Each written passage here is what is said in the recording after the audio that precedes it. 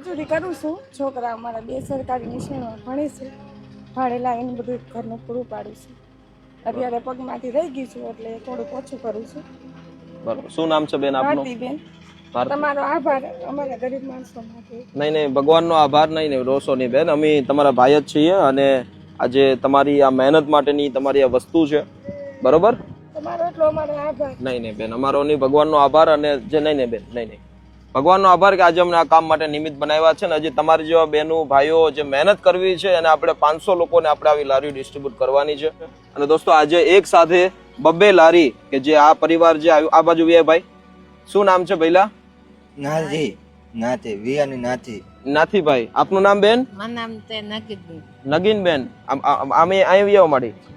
શું નામ છે આપનું? નગીનબેન. નગીનબેન. ક્યાંથી આવો છો તમે? તળાજાથી આવો. તમારે કેમ આજે આવી રીતે શું કામ કરો છો તમે? હું ભંગાઈને ફેરીમાં આવ્યો હતો. હા.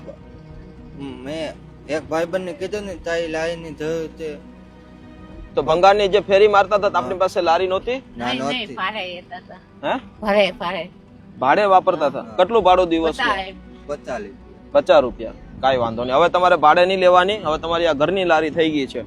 હોને મસ્ત રીતે વાપરો, આમાં કામ કરો આરામથી. ઈશ્વર ભગવાન તમને ખૂબ શક્તિ આપશે આમાં. હોને બસ. નહીં ભગવાનની બસ અમે નિમિત્ત છીએ અને દરેક લોકોના સપોર્ટથી આ કર્યું છે.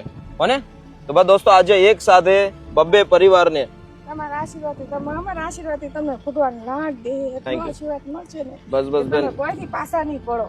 Thank you. એટલો આશીર્વાદ મળશે તમને. બસ આપનો આભાર અને બસ આને વ્યવસ્થિત રીતે વાપરો અને હવે આજથી આ લારી તમારી. હોને તો બસ દોસ્તો આજે આ બંને પરિવારોને આ લારી માટેનો સહયોગ જે આપણા સપોર્ટર જે કાલે મળીને ગયા છે જેમને 5 લારી સપોર્ટ માટે આપી છે. અને બીજી વાત દોસ્તો ખાસ કે આવી રીતે આપણે 500 લોકોને ઓછામાં ઓછા 500 લોકોને આ લારી માટેનો સહયોગ આપવાનો છે. અમારો પ્રયત્ન એ છે કે તમારું નાનોમથું પણ જો કોન્ટ્રીબ્યુશન હશે 50 રૂપિયા 100 રૂપિયા પણ તો એ કંઈક ને કંઈક આવા લોકો માટે ઘણી રીતે સારી રીતે ઉપયોગી બનશે. કેમ કે ઘણી બધી જવાબદારીઓ છે માથે. આજે તમે જોઈ શકો છો એવડું મોટો આશ્રમ કે જ્યાં હજારો લોકોની એક વ્યવસ્થા છે. પછી આણંદની અંદર આશ્રમ, તો દરેક વ્યવસ્થા તમારા લોકોના સપોર્ટથી પૂરી થાય છે. તો આ એક નવી મુહિમ છે અમારી કે જે બેરોજગારને એક રોજગાર મળે અને જેના માધ્યમથી આપણે ખૂબ સારું કામ કરી શકીએ. તો સપોર્ટ દેતે રહેના. Thank you.